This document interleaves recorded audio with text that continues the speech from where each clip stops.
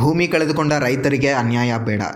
ಹಾಲವರ್ತಿ ಹತ್ತಿರ ಸ್ಥಾಪನೆಗೊಳ್ಳಬೇಕಾಗಿದ್ದಂತಹ BSPL ಕಂಪನಿಗೆ ಸರ್ಕಾರ ಮಧ್ಯಸ್ಥಿಕೆ ವಹಿಸಿ 20 ವರ್ಷಗಳ ಹಿಂದೆ ಭೂಮಿ ತೆಗೆದುಕೊಂಡು ರೈತರಿಗೆ ಕಾರ್ಖಾನೆ ಹಾಗೂ ಉದ್ಯೋಗದ ಭರವಸೆಯನ್ನು ನೀಡಿತ್ತು. ಆದರೆ ಇಂದಿಗೂ ಕೂಡ ಯಾವುದೇ ರೀತಿಯಾದಂತಹ ಅಭಿವೃದ್ಧಿ ಇಲ್ಲದೆ ರೈತರು ಅನಾಥರಾಗಿದ್ದಾರೆ ಅಂತ ವಿಜಯನಗರ ಜಿಲ್ಲಾ ರೈತ ಸಂಘ ಹಸಿರು ಸೇನೆ ಅಧ್ಯಕ್ಷ CA ಗಾಳಪ್ಪ ಧರಣಿಯನ್ನು ಮಾಡಿದ್ದಾರೆ.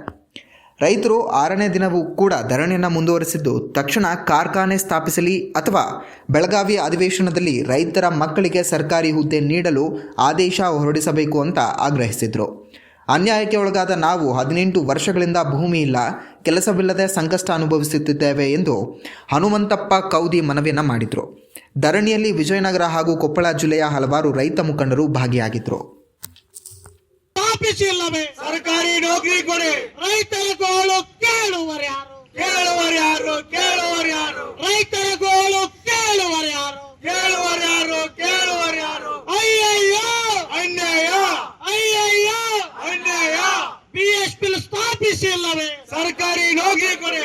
BSPL ಸ್ಥಾಪಿಸಿಲ್ಲವೇ? ಸರ್ಕಾರಿ ನೌಕರಿ ಕೊಡಿ. ಬೇಕೇ ಬೇಕು ನ್ಯಾಯ, ಬೇಕೇ ಬೇಕು ನ್ಯಾಯ ಬೇಕು. BSPL ಕಾರ್ಖಾನೆ ವಿಸ್ತರಣೆ ಆಗದಿದ್ರೆ ಈ ಜಾಗವನ್ನು ಬಿಟ್ಟು ಕದಲೋದಿಲ್ಲ. BSPL ಕಾರ್ಖಾನೆ ವಿಸ್ತರಣೆ ಆಗದಿದ್ರೆ ಈ ಜಾಗವನ್ನು ಬಿಟ್ಟು ಕದಲೋದಿಲ್ಲ. ಸ್ಥಾಪಿಸಿ BSPL ಸ್ಥಾಪಿಸಿ